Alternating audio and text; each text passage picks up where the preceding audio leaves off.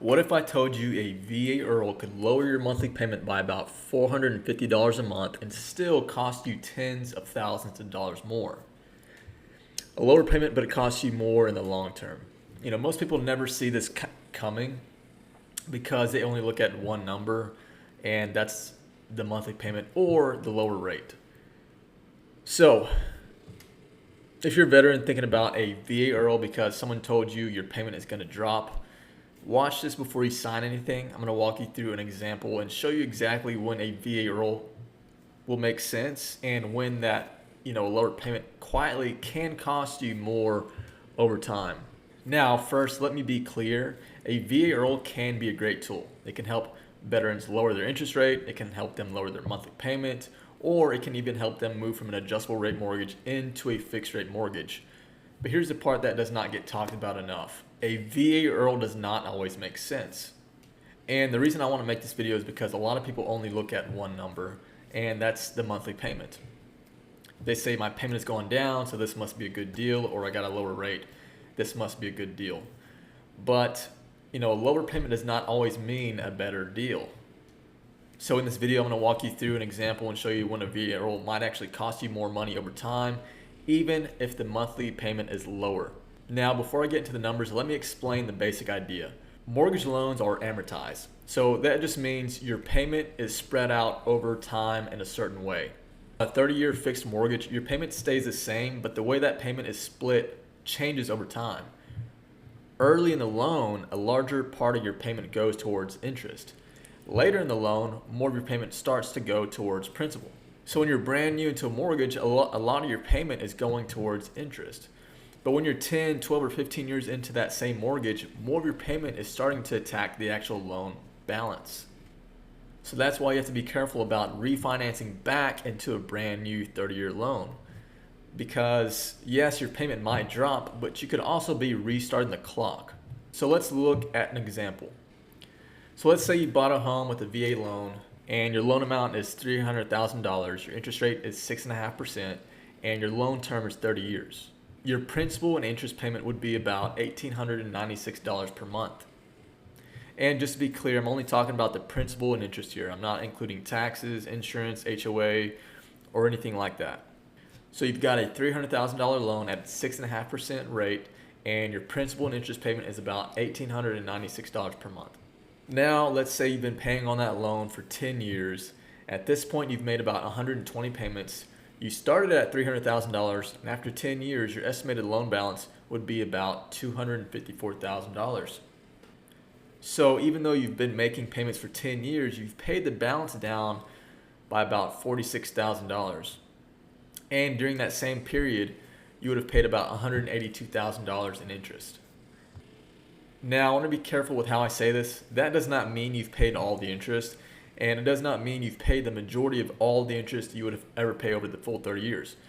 But it does mean you've already gone through a big chunk of the interest-heavy years, and your payment is slowly starting to work more towards the principal.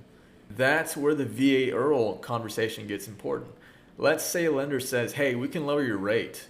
Maybe your current rate is 6.5%, and they can get you down to 5.5%. That sounds good, right? Lower rate, lower payment. That's where the VA IRRRL conversation gets important.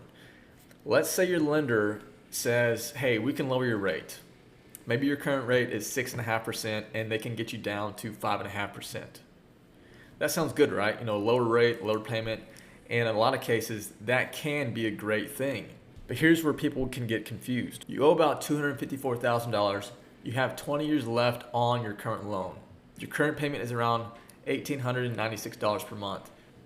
If you keep your current loan, your remaining principal and interest payments over the next 20 years would be about $455,000. Now let's say you refinance that $254,000 balance into a brand new 30-year loan at 5.5%. Your new principal and interest payment would be about $1,444 per month.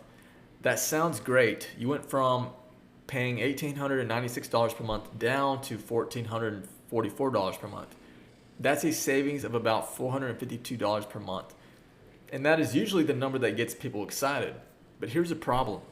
You didn't just lower the payment, you also stretched the loan back out to 30 years. So if you pay $1,444 per month for the next 30 years, That's about $520,000 in total principal and interest payments. And compare that to keeping your current loan. If you keep your current loan, you have about $455,000 left in principal and interest payments. So in this example, even though the refinance lowered your payment by about $452 per month, it could cost you about $65,000 more over the life of the loan if you keep that new loan for the full 30 years.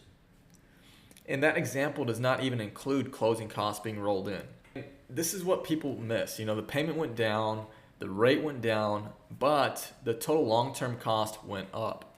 But that doesn't mean, automatically the VA IRRRL is bad.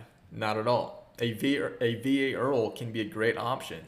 If you're early in your loan and you can lower your rate with reasonable costs, it can make a lot of sense. If your goal is monthly cash flow and you really need to lower your payment, again, it can make great sense. If you're going to be using the monthly savings to pay off higher interest debt, build reserves, or improve your financial situation, it can be a great tool. And if you do not plan to keep the home for the full term anyway, again, that also changes the conversation. But if your only reason is I want to lower my payment and you're already, several years into your loan, you need to slow down and actually look at the full picture. Because at that point, you may already be through a big chunk of the interest heavy years anyway. Your current loan may finally be at the stage where the majority of your payment is working towards principal. So if you refinance back into a brand new 30-year loan, you may be putting yourself right back at the beginning of a new amortization schedule. And that's what I mean when I say you could be restarting the clock. So if I were looking at this with a veteran, I would not just say your payment is lower, your rate is lower, sign here. I want a full pic. I want to compare the full picture. What's your current balance? What's your current payment? How many years do you have left? What's the new loan amount? What is the new rate? What's the new payment? What costs are being rolled in? Are you paying a VA funding fee or are you exempt? How long will it take you to break even? How long do you plan to keep the home? And what's your actual goal? Because if your goal is maximum monthly cash flow, that's one conversation. If your goal is paying the home off faster, that's a different conversation. If you want, long-term interest savings, again, that's another conversation. And if your goal is just, I want the lowest payment possible, then you need to understand what the lower payment may cost you over time. So the main point of this video is a VA IRRRL is not automatically good just because the rate is lower. And it's not automatically good just because the payment is lower. You have to ask, am I actually saving money or am I just stretching the loan back out? That's the difference.